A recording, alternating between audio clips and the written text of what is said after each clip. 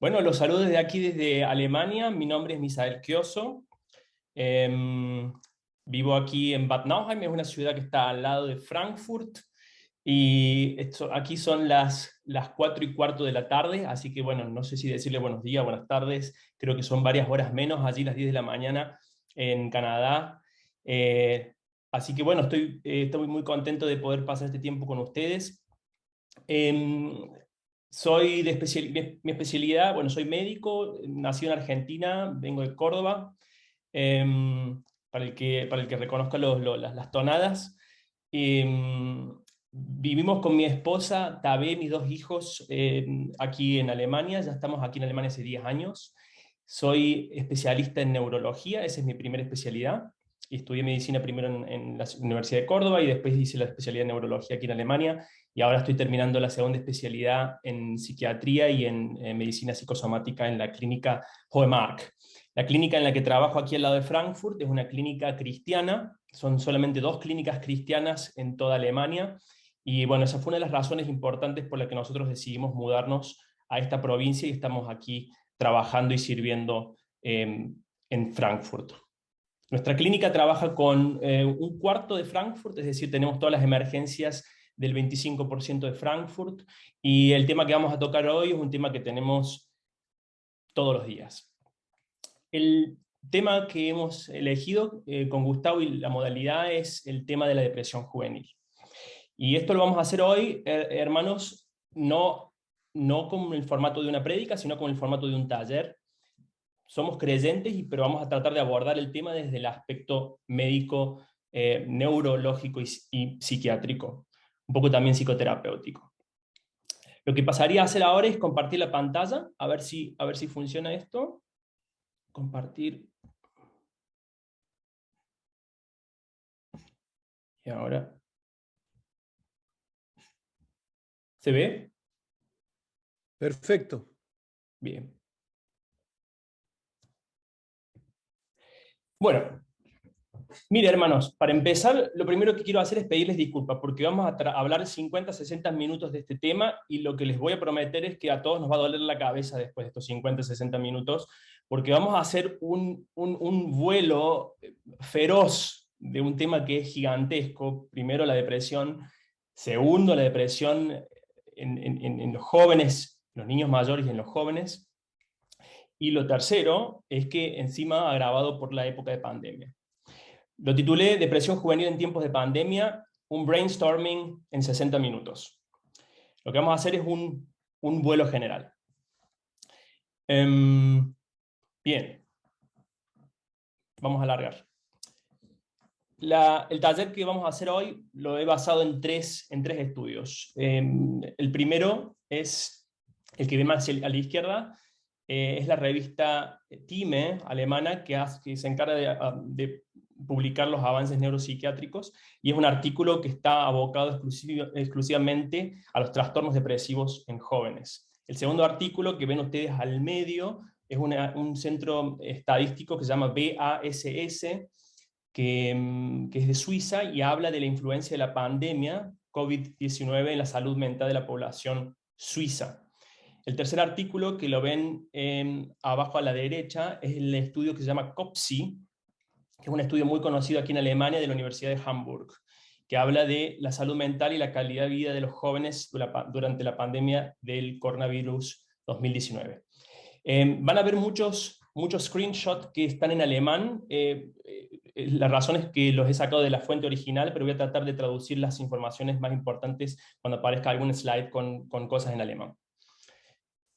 Bien. Al taller de hoy lo vamos a dividir en 4 bloques. El primer bloque tiene que ver con la contextualización, es decir, tratar de entender qué es lo que está pasando. En este bloque voy a tratar de convencerlos de que el problema más grave que estamos afrontando hoy como creyentes, como padres, como terapeutas, como cristianos, no es el virus en sí mismo, sino las consecuencias mentales que está teniendo en la población y sobre todo en los jóvenes. El segundo bloque va a ser el bloque de la sintomatología, es decir, tratar de ver cuáles son los síntomas, los signos típicos que tiene una depresión en las distintas edades de la juventud, pero orientado a los jóvenes.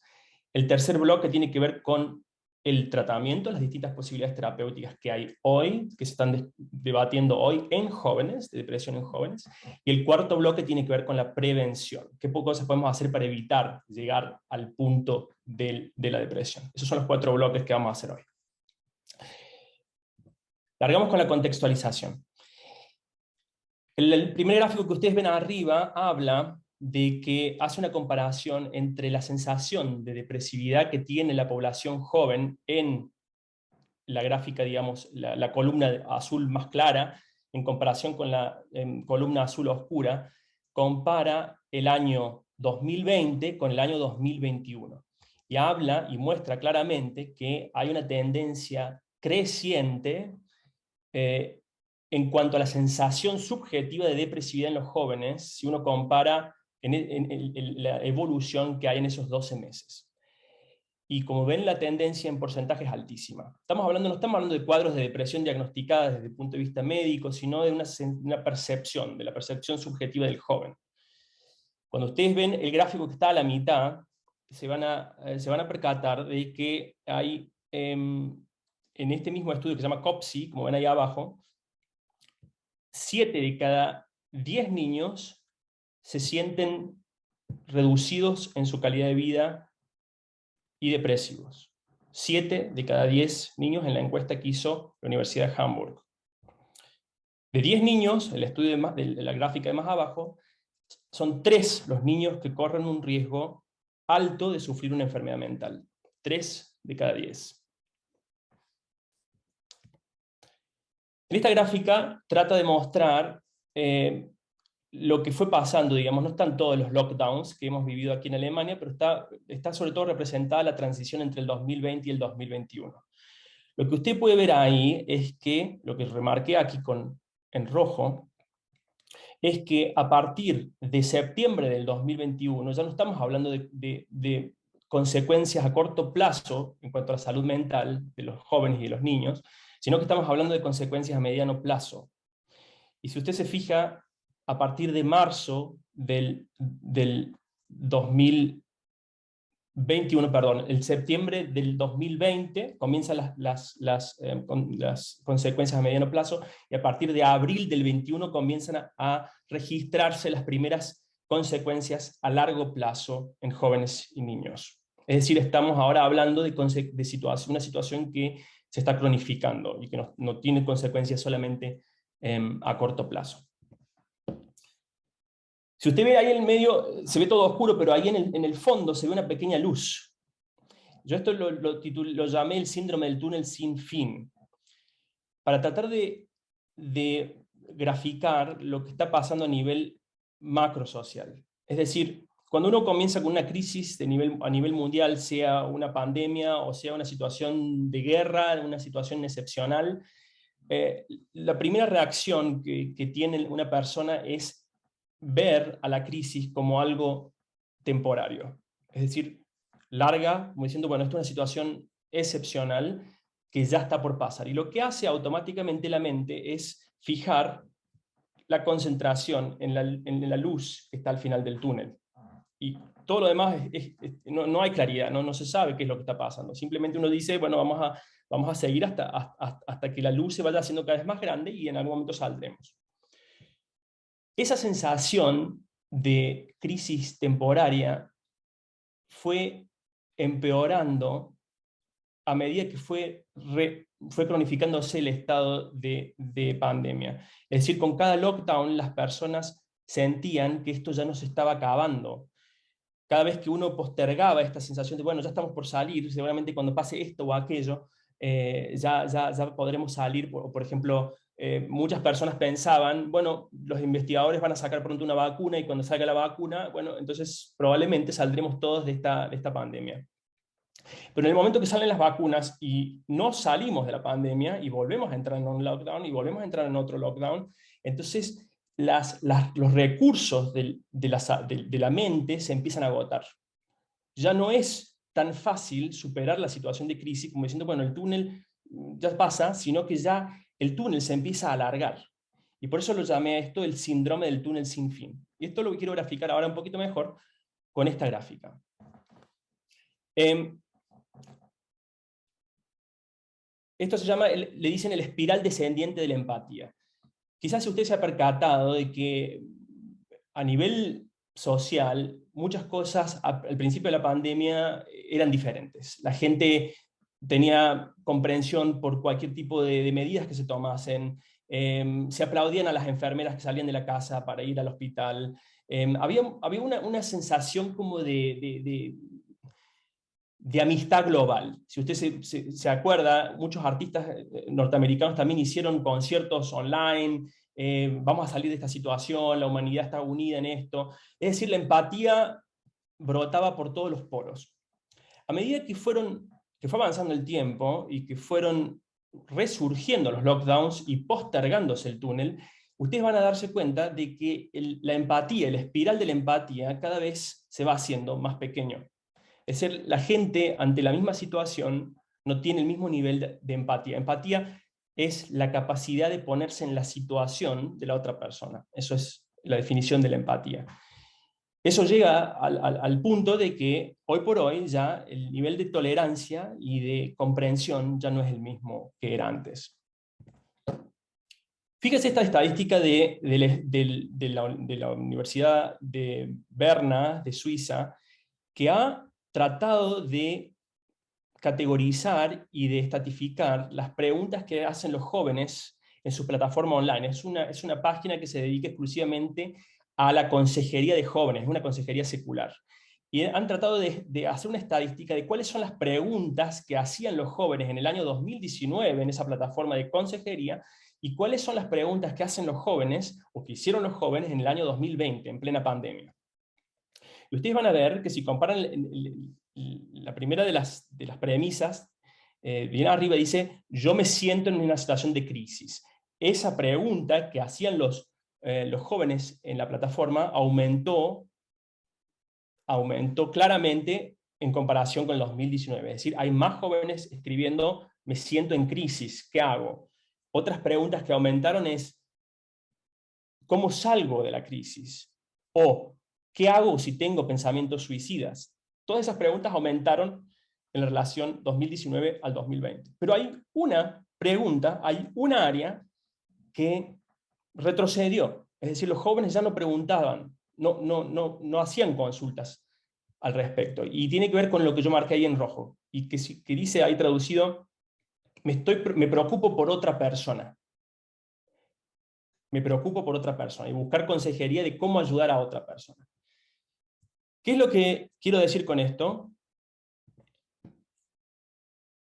Lo que se está viviendo es un retroceso, no solamente de la empatía, sino lo que se le llama un efecto centrípeto. Es decir, centrífugo lo conocen todos por lavarropa, es decir, hacia afuera. El efecto que está generando la pandemia en los jóvenes es centrípeto, es hacia adentro. La gente ya no se preocupa tanto por lo que está sufriendo el otro, ya no siente ese mismo nivel de empatía y se preocupa más bien por la situación propia. Y es tal el hartazgo que ya la gente no se preocupa tanto por las tasas de incidencia o por las tasas de mortalidad, sino mucho más por cuáles son los requisitos para poder entrar al gimnasio, por ejemplo. Es decir, hay una movida desde afuera hacia adentro.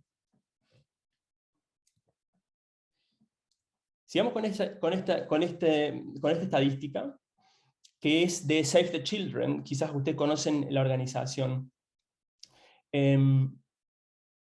Si usted se fija, los porcentajes, lo que lo dice básicamente, yo lo traduzco, es que con cada lockdown aumenta la sensación de opresión entre los jóvenes y también de los conflictos familiares. Si usted se fija en la gráfica que está bien abajo a la izquierda, está comparado en la gráfica de azul oscuro, en comparación con el azul clarito, los pacientes, las personas depresivas en comparación con la población general. Y el primero de los puntos comparados dice, tengo miedo a infectarme con corona. Y usted se va a dar cuenta que en realidad el porcentaje de personas que dicen tener un miedo a una infección con corona es exactamente igual entre los pacientes que tienen depresión y los que no la tienen. ¿Qué quiere decir esto? El aspecto central por el que está sufriendo la gente no tiene que ver con una infección por corona, no tiene que ver con el virus en sí mismo, sino mucho más con otros aspectos. Y ahí remarcado, el tercero de los ítems, en rojo, dice que los pacientes que se sienten deprimidos están diciendo que no tienen ningún tipo de estructura en su día. Les falta la estructura diaria. El 75% de los pacientes que se sienten deprimidos dicen no tener una estructura en su día. Y después, la estadística de jóvenes entre 8 y 12 años, en el gráfico del medio abajo, dice que el 76% de los adolescentes extrañan a sus amigos como razón principal para sentirse tristes. El 59% habla de sentirse aburrido. Es decir, podemos sacar de esta estadística que entre el 76 y el 85% de los jóvenes, 76 a 85% de los jóvenes, están luchando hoy con aislamiento social y sentirse lejos de sus amigos. 76 a 85% de los jóvenes. Estoy hablando de una estadística alemana. Ahora, ¿qué es lo que le pasa al joven en una situación de pandemia? Porque quizás muchos de nosotros no podemos ponernos en ese lugar porque nos hemos criado en un contexto completamente diferente. Hay tres rasgos que caracterizan al desarrollo, un desarrollo psicológico normal de un joven, que tienen que ver con la expansividad, tiene que ver con lo vincular y tiene que ver con la creatividad. Expansividad significa que el joven siempre busca por naturaleza, como parte de su desarrollo, probar los límites, es decir, es expansivo, busca conocer qué es lo que está pasando, dónde estoy yo y cuál es el límite hacia afuera, y prueba esos límites. Eso se llama una tendencia expansiva. Otra cosa que caracteriza cualquier desarrollo mental de un joven es el definirse por lo vincular, es decir, una identidad grupal, la mentalidad de manada, definir qué es la atractividad, qué es el rechazo. Todo eso se basa a nivel vincular. Y el tercer aspecto tiene que ver con la creatividad. Diseñar, crear cosas nuevas, explorar los gustos, las posibilidades, las tendencias. Son tres rasgos típicos del joven. Y usted dígame, ¿puede un joven vivir esas tres claves de su desarrollo cognitivo y de personalidad en tiempos de pandemia? Yo creo que la respuesta es clara. No está completamente limitada la posibilidad de vincular o la posibilidad de ser creativo, pero están limitados de una forma que nosotros, o que muchos de nosotros en esa edad no conocimos. Y es una diferencia clave para hablar de la pandemia en los jóvenes en comparación con la pandemia en los adultos. Otro tema que tiene que ver también con la contextualización es el homeschooling o el home office. Lo titulé ahí Homeschooling y Home Office is too much home. Significa que al principio de la pandemia todos vieron al home office y al homeschooling como una posibilidad excelente. En realidad lo es, en cierto modo, que hoy por hoy puede paralizarse el mundo y sin embargo tenemos la posibilidad de ver las lecciones desde la casa. Es cierto, en parte. Tenemos la posibilidad de puentear provisoriamente muchos contenidos. El problema surge cuando la situación de homeschooling o home office se cronifica. Miren, les voy a dar algunos datos de lo que se han tomado aquí en Alemania respecto al homeschooling. Dice que el homeschooling, a partir del sexto al octavo mes, empezó a generar diferencias entre los estudiantes. Aquí en Alemania hay tres categorías de escuela. Está digamos, de escuela secundaria. Está separada según el nivel de rendimiento de los alumnos. Es un modelo que a mí personalmente no me gusta, pero está separado, es un sistema educativo muy viejo de aquí de Alemania, que los separan esas tres categorías. La categoría más alta, que se llama gimnasial, son los alumnos que tienen mejor rendimiento, y en esos alumnos con que tienen mayor rendimiento, el 60% de ellos tuvieron acceso a una tablet o a algún tipo de dispositivo para poder hacer sus tareas. En comparación con ello, solamente el 30% de los alumnos de la secundaria que van a la clase más básica, digamos, al grupo más básico, por su menor rendimiento, entonces tiene acceso solamente el 30%, es decir, la mitad de los alumnos. Uno ya puede sacar sus propias conclusiones de la diferencia que hay entre los distintos grupos, y eso que no estamos hablando de países en vías de desarrollo. Solamente 1 de cada 4 alumnos tiene contacto con su docente en la semana, un contacto directo. 1 de cada 4. Es decir, la vía del educador hacia el alumno está truncada. Hay un experto en educación aquí en Alemania que se llama el profesor Hurlmann, que de una escuela en Berlín, que dice que 1/3 de los alumnos alemanes están en estado de retraso académico en el año 2021. 1/3 de los alumnos están retrasados académicamente. Hay otro análisis del Instituto Nacional Alemán que se llama BIB, y su director de investigación, que se llama el Dr. Buchard, habla durante el primer lockdown y dice que en los jóvenes entrevistados entre 16 y 19 años, hay en el año 2021 477.000 jóvenes más que denuncian síntomas depresivos en comparación con el año anterior. Repito, estos no son diagnosticados por médicos, sino por autoencuestas. Repito el dato: jóvenes entre 16 y 19 años, hay 477.000, o sea, casi medio millón de jóvenes más depresivos que el año anterior. Medio millón de jóvenes más. Por razón de estas estadísticas, por ejemplo, aquí en Europa se está haciendo muchísima presión sobre los aparatos gubernamentales para mantener las escuelas abiertas y las universidades abiertas a cualquier precio, por razones del efecto mental que está teniendo hacer homeschooling a mediano o a largo plazo.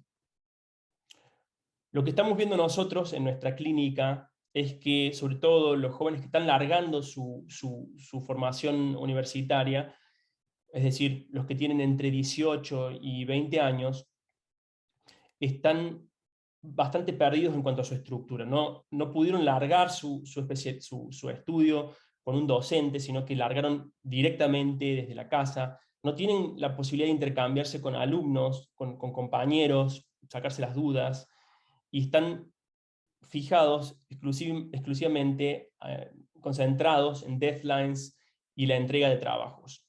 Es decir, toda la parte social, vincular, de la universidad y del high school está siendo reducido a deadlines. Próximo tema, que es bastante delicado y que lo voy a poder tocar solamente de una forma muy superficial, es el tema de los medios en tiempos de pandemia en los jóvenes. Sad generation with happy pictures, dice el graffiti. All we need is likes.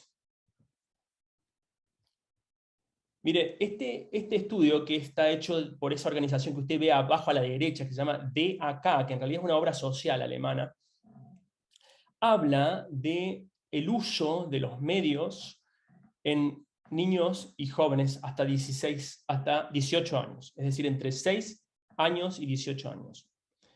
Lo primero que me interesaría mostrarles es, fíjense primero la gráfica que está abajo a la izquierda. Está separado por años: 6 y 7 años, 8 y 9 años, 10 y 11 años, 12 y 13 años, y así, en bloques, hasta el último grupo, que es el grupo entre los 16 y los 18 años.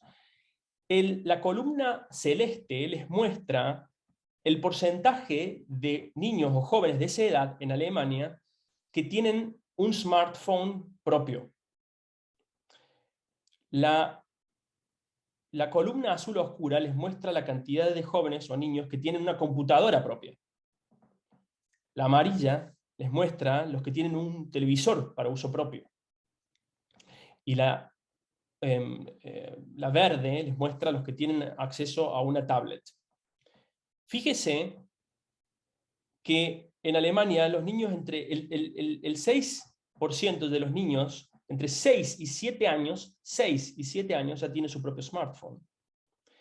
Y que a los 12 años, fíjense ya las barras estadísticas de los 12 y 13 años, el 88% de los niños, jóvenes, adolescentes, entre 12 y 13 años ya tienen su propio smartphone. Para hablar sobre el acceso, digamos, a los medios. Y en las gráficas de arriba les muestra el porcentaje de uso a la izquierda de las redes sociales, y el gráfico de la derecha le muestra el uso de los juegos de computadora. Y habla de que hay un 89% de jóvenes que están usando las redes sociales, y hay un incremento significativo con respecto a los años anteriores. Si usted se fija donde yo puse un signo de admiración, estaba hablando sobre las razones por las que se usan las redes sociales, por las razones por las que se usan los juegos de computadora. Y la primera razón que dan los jóvenes para usar las redes sociales es para poder mantener sus amistades. La segunda razón que dan los jóvenes para usar las redes sociales es, el 86%, para combatir el aburrimiento. Y el mayor porcentaje de los jóvenes que usan los juegos de computadora dicen usarlos porque están aburridos. ¿Qué sacamos de estos datos? Lo que me interesaría mucho saber, sacar de provecho de los gráficos, son dos cosas. Dos aspectos centrales. El primero es el aburrimiento. Y el segundo es la necesidad de mantener de alguna forma un contacto social. Un último dato con respecto a este centro estadístico, que es una obra social alemana, dice que el 50% de los hogares alemanes, el 50%, los padres no tienen ningún tipo de regulación sobre el uso de los medios de sus hijos. La mitad. Ningún tipo de regulación.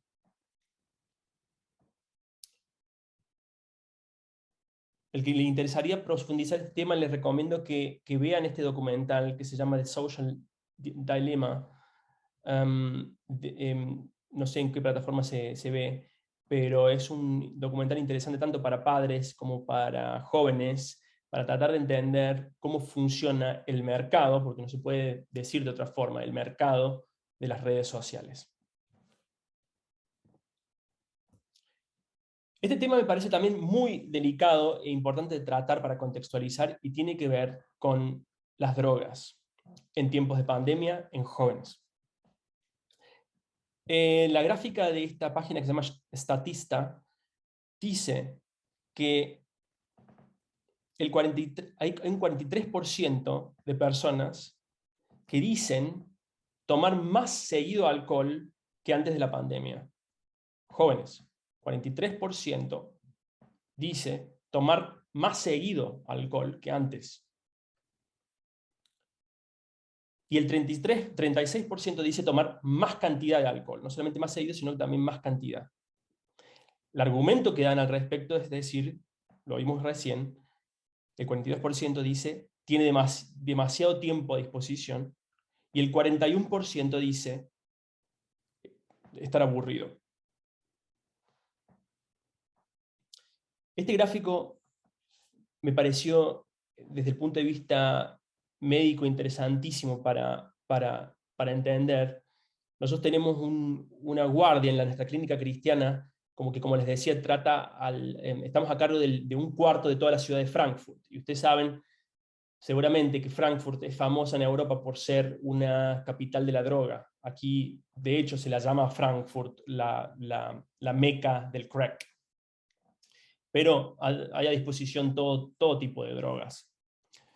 Lo interesante es que en tiempos de pandemia ha cambiado el mercado de la droga.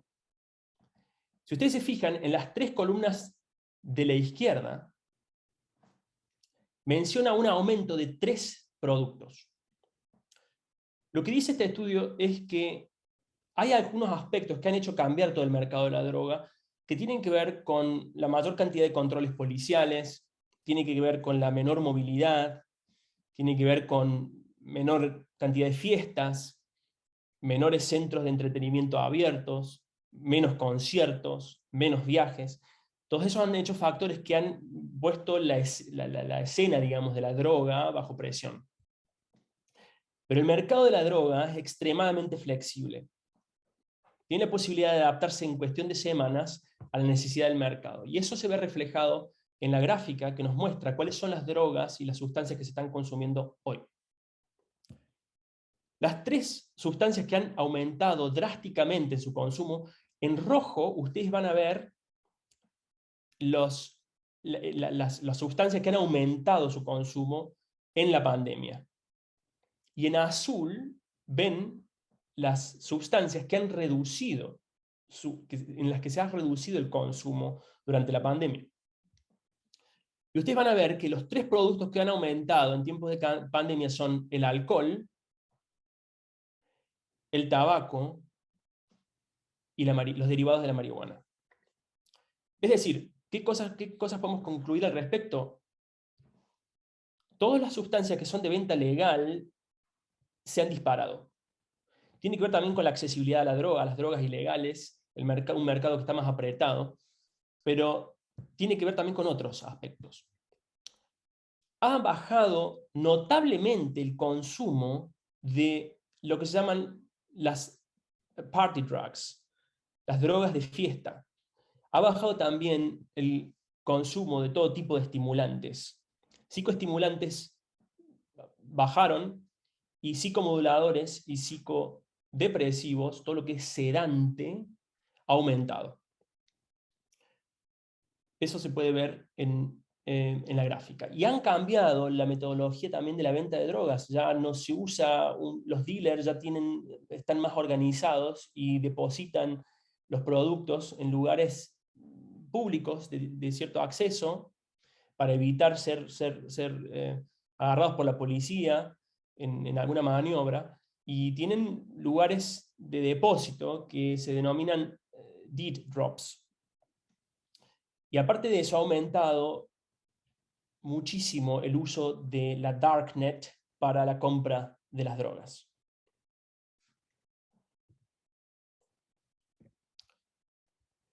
Eso fue primero una pasada rápida por el primer bloque, el bloque más largo y más complejo, que era la contextualización, y tenía que ver con tratar de comprender qué es lo que está pasando con los jóvenes en tiempos de pandemia. Ahora, me gustaría que pasemos al segundo bloque, que tiene que ver con el diagnóstico. Es decir, ¿cómo podemos reconocer una depresión?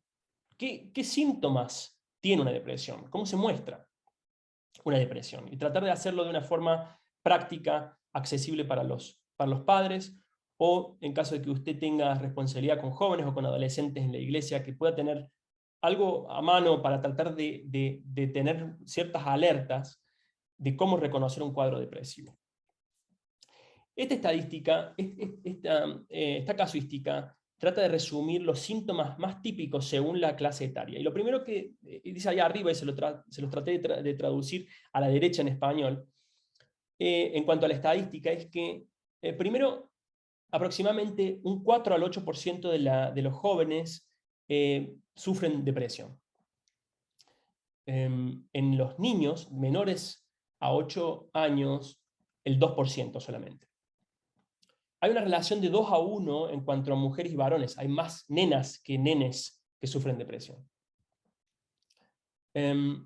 Hay algunos factores de riesgo, que es el primer bloque traducido ahí hacia la derecha, que tienen que ver, por ejemplo, con rasgos patológicos de la personalidad, tienen que ver con conflictos familiares, traumas en la infancia, em, o casos de depresión crónica en algún miembro directo de la familia. Esos son algunos de los factores de riesgo para sufrir una depresión. Algunas de las comorbilidades con la depresión son los trastornos fóbicos, los trastornos psicosomáticos, los síndromes de déficit atencional, problemas de lectura o escritura. Eso no es que te lleva a una depresión, sino que muchas veces se lo observan como una comorbilidad, o sea, una enfermedad que cursa paralela a la depresión. El promedio de depresión que han sacado los expertos en depresión juvenil es de 8 meses. Es el promedio de duración de una depresión juvenil. Después abajo en el cuadro están sintetizados algunas diferencias específicas que presentan los cuadros depresivos según la edad. El primer grupo es el grupo entre 0 y 3 años. Algunas cosas particulares de ese grupo y que hay que fijarse es cuál es el comportamiento en cuanto al juego, la interacción del niño con el papá al jugar, la interacción del bebé con la comida y la calidad de sueño del bebé. En la infancia menor, como se le dice aquí, entre los 3 y los 6 años, hay algunos aspectos especiales a fijarse. Por ejemplo, parecido al primer grupo, la relación con la comida, la calidad del sueño, el ritmo del sueño, pero también empiezan a aparecer los que se llaman los síntomas psicosomáticos, que los vamos a ver en la próxima diapositiva.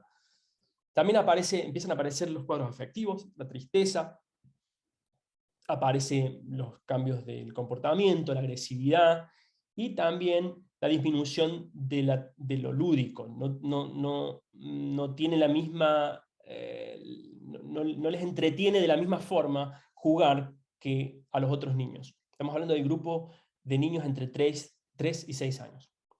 Pasemos al próximo grupo, que es el grupo de la preadolescencia, entre los 6 y los 12 años. Bueno, no es exactamente la preadolescencia, pero más o menos, entre 6 y 12 años, ahí ya empiezan a aparecer miedos, pueden ser específicos o inespecíficos, aparecen preocupaciones que ya pueden ser verbalizadas, la tristeza, aparecen problemas escolares, aparecen tendencias al aislamiento, y pueden llegar a aparecer los pensamientos suicidas.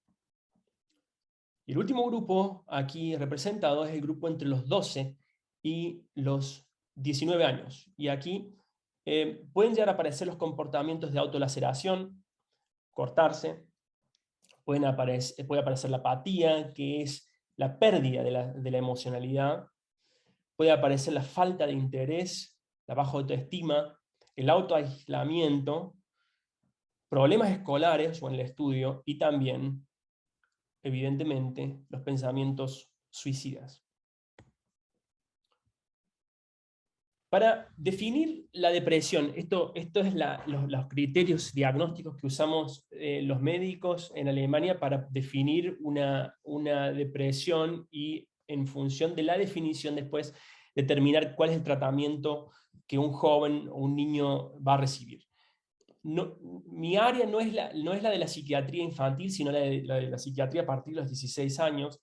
Hay cambios leves en cuanto a la categorización de los cuadros depresivos en niños, pero básicamente para que ustedes tengan los síntomas clásicos depresivos que nos sirven nos dan una impresión de la gravedad que tiene la depresión. Porque una depresión no es igual a la otra. Hay 3 grados básicos según el ICD-10, que es el sistema de categorización de enfermedades que se usa en Europa. Hay 3 grados de depresión: leve, media y severa. Y las formas de tratamiento según el grupo de gravedad son totalmente diferentes. Pero solamente para que ustedes tengan una noción general, hay 3 síntomas principales según el ICD-10, que son lo ven a la izquierda, el estado de ánimo depresivo, la pérdida de interés y pérdida de capacidad de alegrarse por algo, y la pérdida de motivación, síndrome motivacional.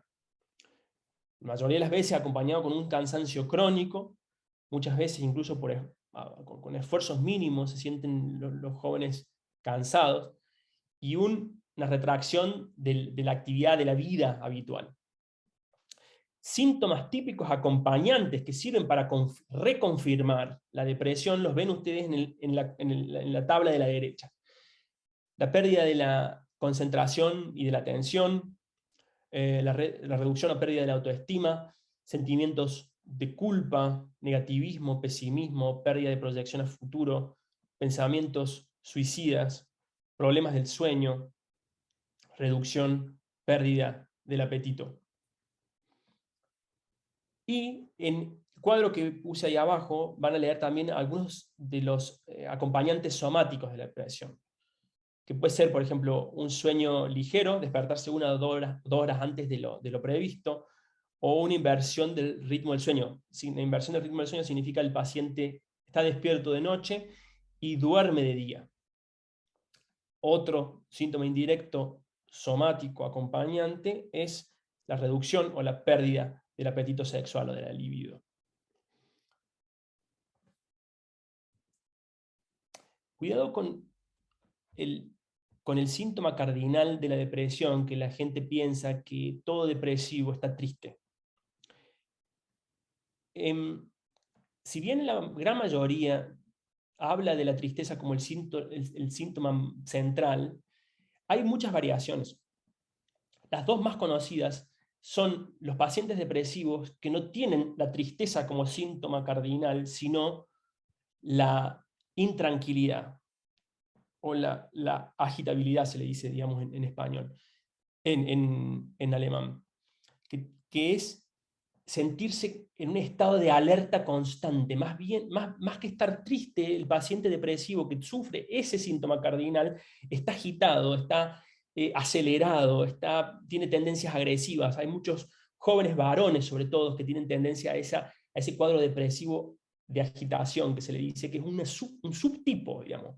Y no van a ver ningún tipo de afecto de tristeza en primera línea, sino que van a ver una agresividad, van a ver una irritabilidad en primer plano, pero puede ser perfectamente también un cuadro depresivo.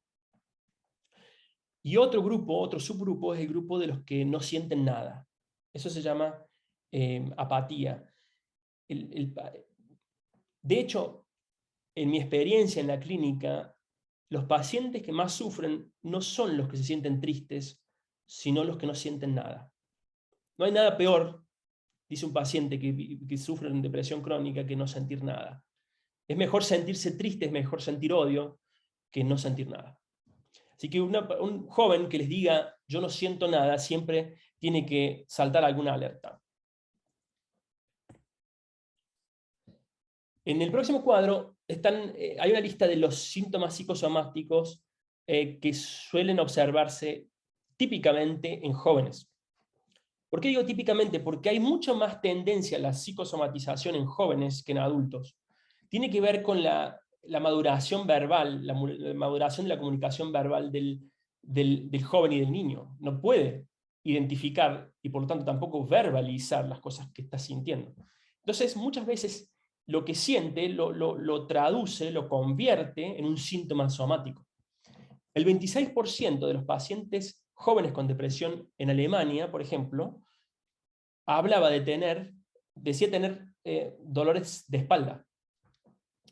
El 25% decía sentirse nervioso. El 31% decía sentir dolores de panza. La comparación es en la tabla, es el gris antes de la pandemia, son síntomas psicosomáticos de depresión en jóvenes antes de la pandemia, y la barra azul dice los síntomas psicosomáticos durante la pandemia. Sigo. El 34% de los jóvenes depresivos dicen sentirse cansados, el 40% dice tener dolores de cabeza, y el 54% dice sentirse irritable. Y aquí quisiera hacer una alerta, y me parece muy importante decir esto, porque no solamente eso es importante a nivel de iglesia o personas que no se manejan en el área médica, sino también para los médicos mismos. Siempre que haya un cuadro depresivo, hay que pensar también en que puede haber una enfermedad somática, es decir, del cuerpo, detrás de ese cuadro depresivo. Es decir, cuando hay un cuadro depresivo que dura más de 4 a 6 semanas, hay que descartar que no haya una enfermedad como las siguientes que está provocando ese cuadro clínico. Hipotiroidismo, anemia, reacciones adversas a medicamentos, que pueden ser corticoides, que pueden ser medicamentos que se usan para el síndrome de déficit atencional, como la ritalina, o que pueden ser los anticonceptivos. Pero muchos de esos medicamentos que están prescritos por otras enfermedades pueden generar reacciones adversas que hacen parecer que es un cuadro depresivo. Lo otro que hay que descartar son enfermedades metabólicas, por ejemplo, también la diabetes, como el máximo representante, o algún tipo de infección. Es decir, no toda depresión es netamente un problema mental, de salud mental. Hay un problema con los jóvenes, y es que no suelen tener gran apertura para ser tratados, para ir a un terapeuta, para un psicoterapeuta, mucho menos. El joven le cuesta mucho más abrirse con su depresión que a un adulto. Tiene que ver con la tabuización, tiene que ver con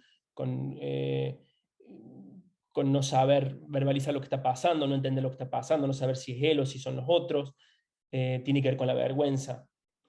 Y hay terapeutas, los de la izquierda creo que son de Nueva Zelanda, y los de la derecha es un software europeo, que se han diseñado justamente para pacientes jóvenes que no pueden ser encaminados que ya están diagnosticados con un cuadro depresivo, pero no quieren ir a un terapeuta o no quieren ser tratados.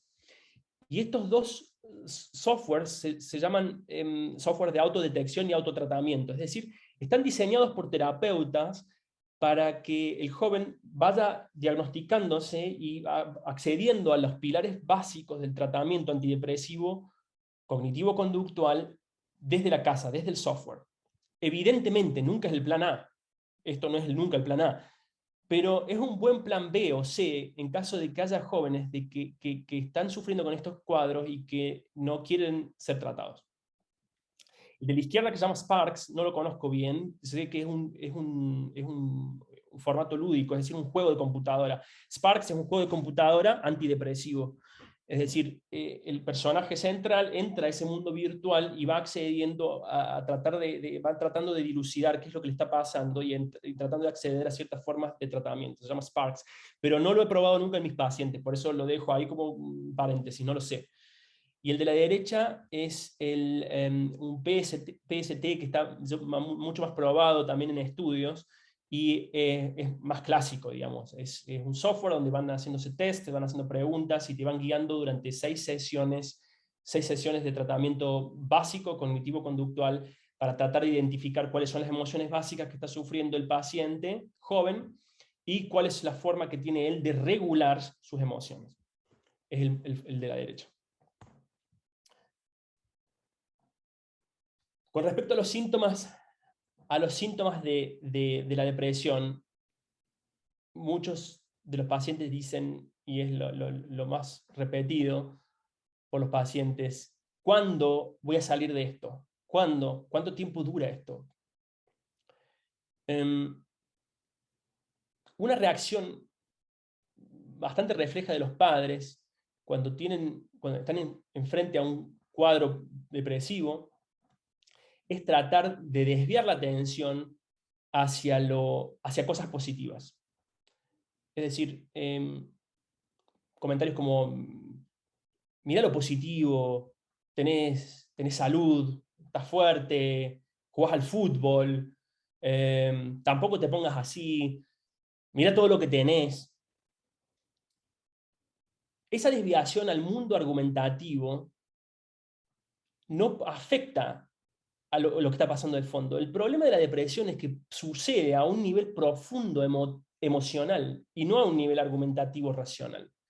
Es decir, cuando ustedes sean confrontados con esta pregunta, ¿cuándo voy a salir de esto? La mejor respuesta no es tratar de apelar a ciertos argumentos o salidas rápidas, sino tratar de comprender qué es lo que está viviendo la persona a nivel emocional. No argumentativo, sino emocional.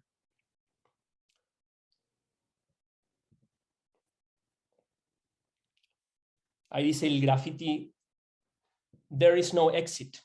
Y ese es un clásico de los pacientes depresivos. Nos vienen a la consulta y con pensamientos suicidas. Tenemos prácticamente todos los días pacientes jóvenes que vienen o con pensamientos suicidas o después de un intento de suicidio en nuestra clínica cristiana aquí en Frankfurt. Y la clásica que nos dicen es, yo nunca voy a salir de esto, esto no tiene salida, no hay salida, no hay salida. Y la respuesta de un padre o de una persona normal que trata de ayudar es decir, no, sí hay salida, sí hay salida, mirá esto, mirá aquello. Pero, volviendo al punto anterior, hay que tener cuidado de no tratar de mover todo a un mundo argumentativo. La sensación de que no hay un futuro posible, la falta de perspectiva, es parte esencial de todo cuadro depresivo. No se asuste si un joven le dice que no hay salida, porque eso es parte de la depresión. No va a poder sentir otra cosa más que no hay salida. Ahí dice Graffiti, "People don't pretend to be depressed, they pretend to be happy". Cuidado con esto porque hay muchos docentes, nos toca ver muy seguido que hay muchos docentes que derivan toda la atención de un niño que está dando síntomas depresivos, síntomas psicosomáticos, y hablan de lo que se llama la disimulación. Es decir, no, este joven está teniendo malos resultados en los exámenes, seguramente está diciendo que le duele la panza o que está triste para pasarse el examen. Es una excusa, seguramente es una excusa para salir, para zafarse de otra situación. Tengan mucho cuidado con eso, muchísimo cuidado con eso, porque el joven tiende justamente a lo opuesto. El joven no tiende a disimular una depresión, sino tiende a disimular que está bien. O sea, tiende a enmascarar los cuadros depresivos y no a producirlos. Y eso es muy importante porque ante la duda siempre crea que eso es exactamente así. Siempre lo último, de lo último, de lo último, de lo último es la disimulación. Nunca asumir que una persona está disimulando. Aunque usted tenga la sensación de que esto no puede ser verdad, primero, siempre tomarlo en serio. Siempre tomar en serio.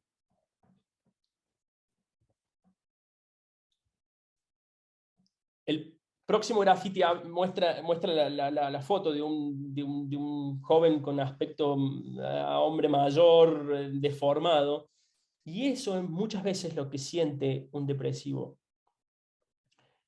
Lo titulé abajo, "Cuando el espejo no dice la verdad". El depresivo no tiene una percepción real de sí mismo. Está desfasada. Y ese desfasaje no tiene que ver con un rasgo físico, sino tiene que ver con un desfasaje existencial. El paciente depresivo no comprende cuál es su lugar y su rol en el mundo. Y por eso es que pueden llegar a haber también, como consecuencia de un cuadro depresivo, muchos trastornos de la identidad y también de la autoestima. Bueno, pasemos al tercer bloque que tiene que ver con lo terapéutico, es decir, ¿qué opciones hay si yo veo que el joven, el niño, tiene rasgos que me parecen depresivos? ¿Qué es lo que se puede hacer hoy por hoy con la depresión? Lo resumí en estos 4 puntos. que es lo que se está usando en primera línea aquí. Esto es terapéutico, digamos, no es para el uso en casa, pero es lo que se está usando para que usted conozca la tendencia que hay hoy. El método de primera línea, tanto para depresiones leves como para depresiones moderadas, es la terapia cognitiva conductual. Es la terapia de primera elección, sin lugar a dudas, no hay ninguna discusión en Europa al respecto.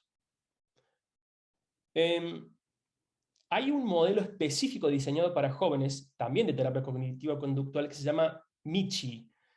Es unas siglas que las pueden ver ahí en el slide, qué es lo que significa, pero tiene que ver con el reconocimiento de los síntomas depresivos y tiene que ver con la regulación emocional, básicamente. Pero está adaptada a jóvenes entre 12 y 18 años. Y me parece que es un método que, según he leído, están usando mucho los psicoterapeutas juveniles. Son 6 sesiones de 75 minutos. Después aparecen los casos de depresiones severas, así grado 3. Y ahí entramos al capítulo de los medicamentos que se usan para el tratamiento de la depresión juvenil, y es un tema más delicado de lo que ya lo es para el tratamiento de depresiones en adultos. Básicamente está autorizado el uso de los SSRI, que se llaman, de los cuales el primer representante es la fluoxetina. Los estudios están hechos para niños a partir de 8 años de edad. A partir de los 16 años ya se abre la paleta de posibilidades a muchos más antidepresivos que los del grupo del SSRI. Básicamente se trata de evitar el uso de medicamentos en las depresiones juveniles, excepto en casos graves, es decir, en casos grado 3, o en casos de que haya una crisis de suicidio. Medicamento no cura una depresión. Ningún medicamento antidepresivo cura una depresión y tampoco cambia la personalidad de nadie. Es un regulador de neurotransmisores. ¿Qué es lo que hace un antidepresivo? Es hacer que haya más serotonina o dopamina o noradrenalina o alguno de los neurotransmisores más básicos que usa el cerebro, que haya más de esos neurotransmisores a disposición en el espacio entre una neurona y la otra. Más que eso no hace un antidepresivo. Es decir, si hay un joven que está siendo medicado porque su terapeuta se lo recomienda y porque no hay otra opción, es una medicación, no le va a cambiar la personalidad, ni tampoco lo va a sacar de la depresión. Es decir, nunca se va a tratar una depresión solamente con un medicamento. Nunca se trata una depresión solamente con un medicamento. Hay muchas terapias nuevas que se están experimentando también jóvenes en Alemania, que son las que les he anotado ahí abajo, que no vale la pena profundizar ahora. Un aspecto claro en el tratamiento y que también lo puede empezar a aplicar en la casa cuando tiene un joven o un niño con un cuadro depresivo es una separación clara. Es decir, el paciente depresivo no es la depresión. Es decir, ahí escribió en el grafiti, dice, "Please excuse my depression, it has a mind of its own". Es decir, la depresión tiene una mente propia. Lo que quiere decir, no es la persona que está sufriendo la depresión la que está decidiendo voluntariamente tener las actitudes que está teniendo. Eso es muy importante porque cuando un paciente, por ejemplo, tiene una psicosis, hay un nivel de comprensión mucho más alto que con los trastornos afectivos. Esto se los digo desde la experiencia práctica. Un paciente que tuvo, por ejemplo, un ACV o un tumor cerebral y de repente está en un estado de psicosis que y insulta y rompe cosas, nadie le va a decir nada, porque pobre muchacho tuvo un tumor cerebral. Ahora, las personas que tienen trastorno afectivo, sea una depresión o un trastorno bipolar o un trastorno mánico de cualquier tipo, no gozan del mismo nivel de comprensión. Porque la gente asocia que la enfermedad, en cierta forma, es un poco también tu culpa. Algo habrá hecho que está depresivo, que está bipolar. Y un aspecto claro en el tratamiento de la depresión es separar la segregación. La depresión no es la persona.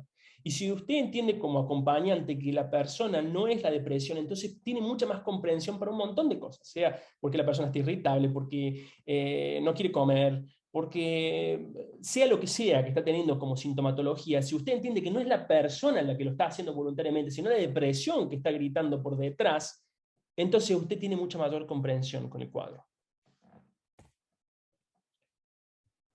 Otro clásico que usamos los padres o los acompañantes o los terapeutas incluso es tratar de sacar a las personas de la depresión diciéndoles lo buenas que ellas eran antes de ser depresivos. La persona que quizás tenía muchísima motivación, era una persona muy simpática, y está sentada en el sillón depresiva hace 3 meses, y usted la va a visitar y trata de motivarla diciéndole, pero ¿cuántas veces me habrás motivado vos a mí? ¿Cuántas veces me habrás sacado vos de la situación? Tratando obviamente de hacer algo bueno, no cabe duda de que la intención es buena.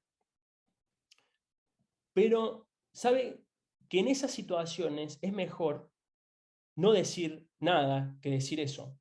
Porque el mensaje que le llega al depresivo cuando uno le dice lo bueno que él era y las cantidad de capacidades y dones que esa persona tiene, es en realidad, subliminalmente, que usted lo amaba antes. Es decir, que lo respetaba y que lo amaba en la situación en la que estaba antes. Es decir, subraya que el estado en el que está la persona ahora no es el estado normal de ella.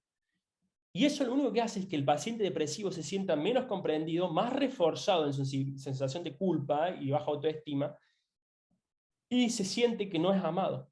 Aunque usted lo está tratando de amar, diciéndole que era una gran persona y todos sus dones, le vuelve a confirmar de que esa persona no está siendo así.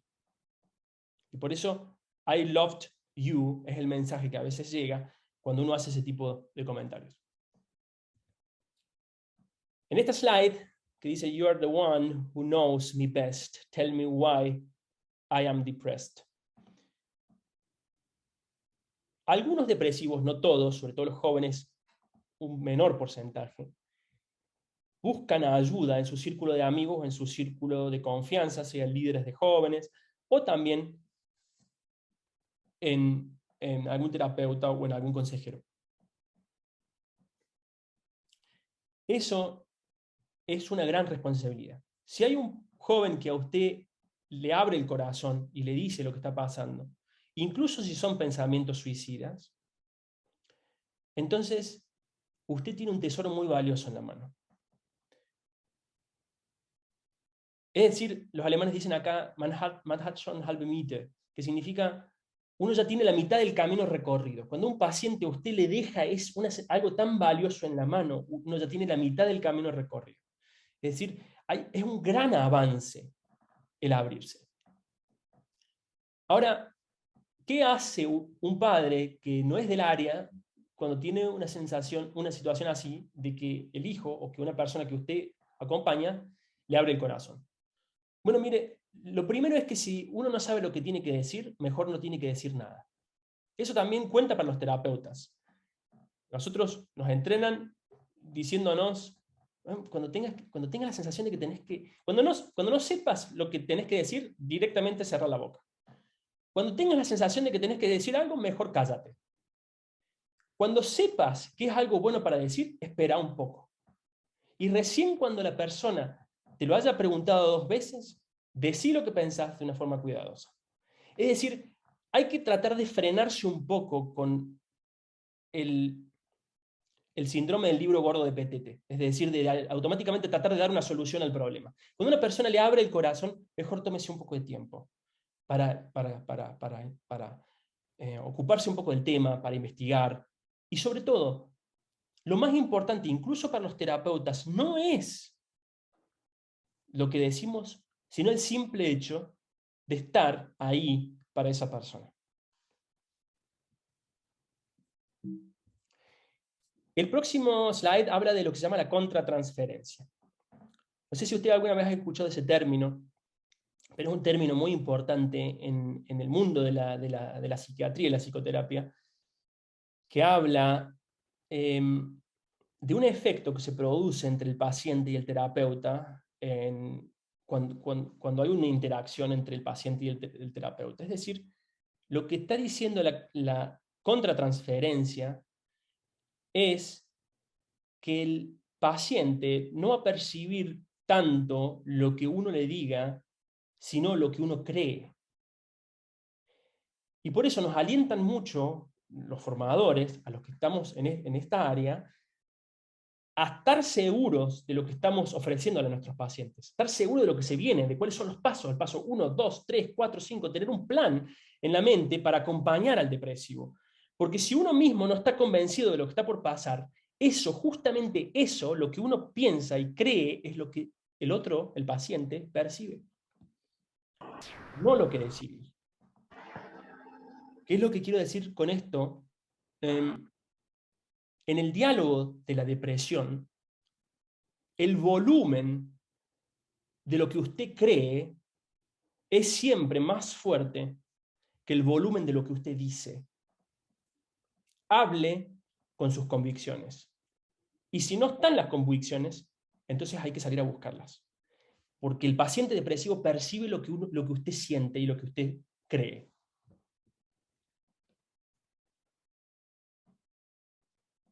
De mi artista preferido, que se llama Banksy, que es un grafitero, él escribió: "If you get tired, learn to rest, not to quit".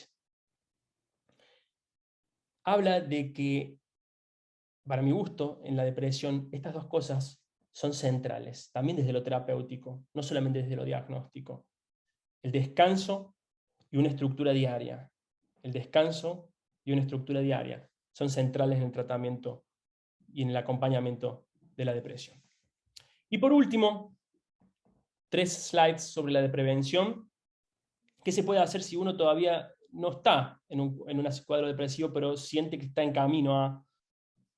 Bueno, esos son consejos prácticos que han sacado algunos especialistas. La columna de la izquierda van a ver consejos prácticos para los ayudadores, es decir, para los padres, para los terapeutas, para los líderes que están en una función de acompañar al depresivo. ¿Qué es lo que tiene que hacer para prevenir entrar en un cuadro así? Y a la derecha hay algunos cuadros, hay algunas recomendaciones prácticas para el afectado, para el depresivo, de qué es lo que, o para el que está, no el que está depresivo, porque estamos hablando de la prevención, sino para el que está sintiéndose que está entrando a un cuadro semejante. Algunos de los ítems para el ayudador, para el que está ahí prestando un poco su convicción, su fuerza al depresivo, es que también reconozca cuáles son sus propios límites, que pueda hablar de su situación de estrés, que se ocupe de sus necesidades básicas, y por eso hay una manzana que tiene que ver con alimentarse bien, reducir los comportamientos que pueden ser tóxicos, como el fumar o el sedentarismo, hablar con otros colegas, sean otros terapeutas o otros pastores o otros padres que están pasando por una situación similar. Mantener los contactos sociales y buscar ayuda. Y los consejos para algunos para los afectados, pero que todavía no están en una depresión, de qué puedo hacer para evitar llegar a eso. El primero de arriba es tener una estructura diaria más clara, definir las metas para el día o para la semana, moverse, la zapatilla que está ahí, ser creativo, buscar algún tipo de actividad, fijarse cuáles son los tipos de informaciones que usted está consumiendo, eso es muy importante, reducir el nivel de informaciones que usted está consumiendo y filtrarlas, y tratar de desviar los temas con los que usted se ocupa, quizás con las informaciones o con lo que lee, a cosas que sean también positivas. También hay grupos terapéuticos preventivos, que eso no lo dejo ahí para el que lo quiera ver después más tarde. Hay programas terapéuticos preventivos que están hechos por docentes, que están dando muy buen resultado aquí en las escuelas. y que están dando resultados incluso después de medio año de haber hecho ese grupo terapéutico, hecho por docentes o acompañantes docentes. Después hay interacciones terapéuticas hechas por profesionales en las escuelas, que aquí se usan 10 encuentros de 90 minutos, y que también mostraron un efecto a mediano plazo. Y también hay programas preventivos que están usándose en las iglesias, para tratar de evitar llegar a los cuadros de depresión juvenil. Me gustaría cerrar con 2 slides.